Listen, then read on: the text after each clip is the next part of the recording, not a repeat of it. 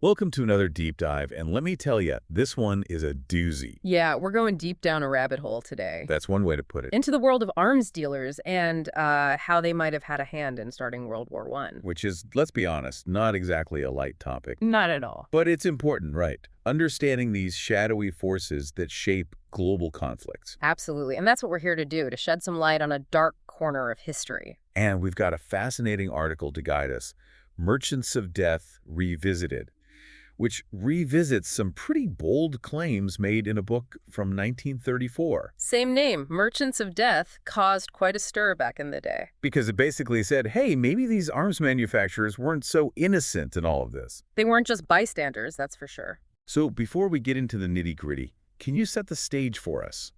What was the world like before World War I, at least when it came to the arms trade? Well, you had these huge industrial companies like Krupp in Germany, Vickers in Britain, DuPont over here in the U.S. Giants, basically. Exactly. And they were all vying for a piece of a rapidly growing market, weapons. And when the war broke out, business boomed, I'm guessing. Oh, you bet. But here's the thing that's always blown my mind, these companies. Weren't they selling weapons to both sides? They were? How could they get away with that? It seems wildly unethical, even for the time. Well, back then there wasn't the same level of, shall we say, scrutiny. So it was all perfectly legal. Pretty much. Yeah, there were some attempts to regulate the arms trade, but nothing like what we have today. So you're telling me that a company like Vickers, which practically embodied British patriotism, was arming the very people the British Army was fighting against? It's a strange thing, right? But that's exactly what was happening. It's almost like they were playing both sides, hedging their bets. In a way, they were businesses first and foremost, and their primary loyalty was to their bottom line. Profits over patriotism. Sadly, yeah.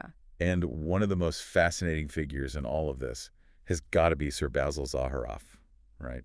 The guy who ran Vickers. Oh, Zaharoff, now there's a character for you. The article barely scratches the surface, but it sounds like his life story could fill a whole season of this show. Oh, easily. Full of intrigue and, some would say, ruthlessness. Because here he is, the head of this supposedly patriotic British company, and he's overseeing the sale of weapons to both the British and the Boers during the Boer War.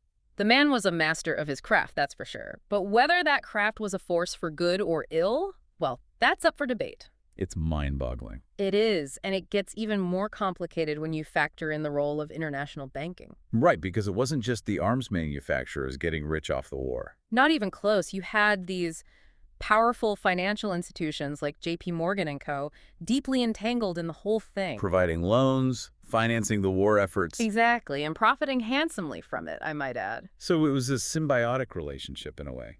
Very much so. The arms manufacturers needed the banks to finance their operations, and the banks needed the arms manufacturers to create the demand for their loans. It's a vicious cycle. More war, more profit for everyone involved. And the longer the conflict dragged on, the more money there was to be made. Which is a horrifying thought when you really think about it. It is, and some historians, like Harry Elmer Barnes, even argued that American bankers, motivated by these financial incentives, played a key role in pushing the U.S. into the war. That's a bold claim. It is, but it's a claim worth considering as we delve deeper into this story. So these bankers saw a war on the horizon and thought, cha-ching? It's more complicated than that, but the profit motive was certainly a factor. Okay, but it wasn't just about making money during the war, right? The real money was to be made in the aftermath with all that rebuilding. That's where the idea of the destruction-reconstruction nexus comes in, meaning that the more destruction there is, the more opportunity there is for profit in the rebuilding process. The article points out that by the end of World War I, the Allied powers had something like 30,000 artillery pieces on the Western and Italian fronts. 30,000? That's insane. It was an unprecedented level of firepower, and the impact on the landscape was devastating. Entire towns were wiped off the map. We're not just talking about a few bombed-out buildings here and there, are we? No, not at all. Some of these areas were so completely destroyed that they're still uninhabitable to this day, contaminated by unexploded ordnance, toxic chemicals, the remnants of a century-old war. A grim reminder of the lasting impact of these conflicts. But you're suggesting that for some people back then, all that destruction just represented an opportunity to cash in on the rebuilding. The article points to a few examples. One is the story of Willard Straight. Who was Willard Straight, and why should we care about him? Well, he was a Morgan officer, Not just any banker, though. This guy had ambition.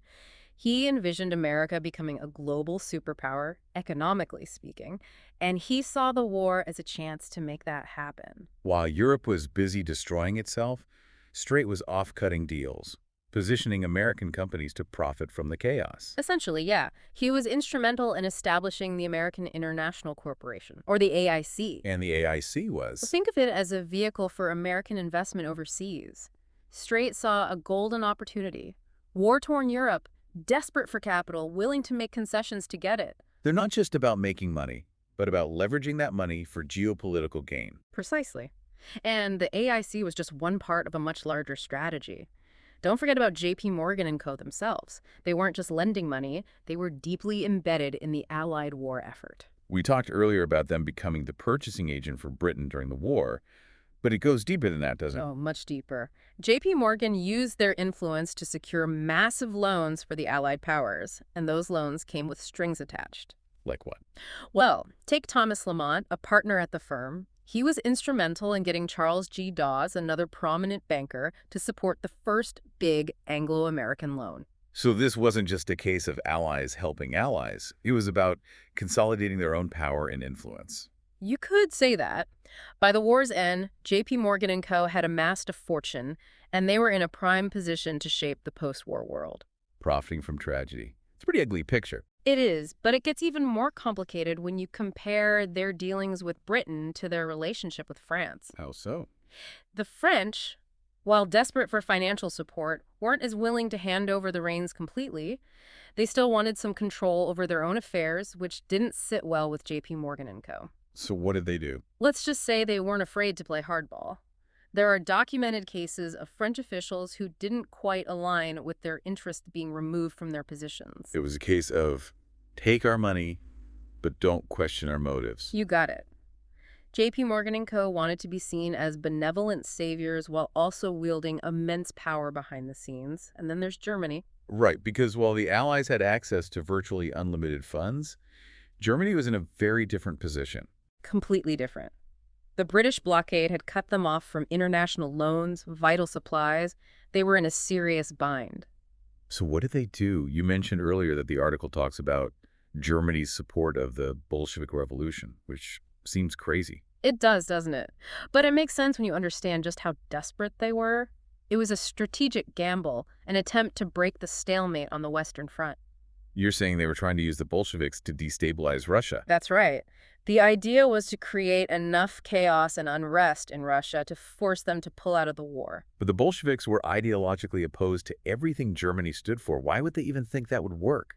On the surface, yes. But in war, pragmatism often trumps ideology. So, Germany funneled money and resources to the Bolsheviks, hoping to create enough internal strife to bring down the Russian government and end their involvement in the war. That was the plan. Chilling.